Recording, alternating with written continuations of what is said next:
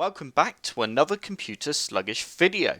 Have you subscribed to our YouTube channel yet? If not, be sure to click on the big red subscribe button and click on the bell to get notified when we upload a new video. In today's video, I will be showing you how to manually update the new Windows 10 October 2020 update.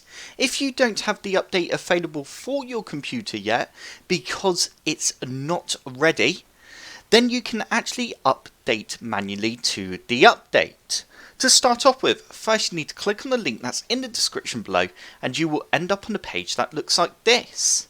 You now need to click on Update Now and you now need to go Save File. You now need to run the setup file. You will now end up with a window that looks like this. But before we go ahead and press Update Now, it's worth backing up anything important on your computer, as anything can go wrong when updating to the latest version of Windows. Once you are happy and everything is backed up on your computer and you are happy to take the risk of manually updating to the latest Windows 10 update, we can now go ahead and press Update Now.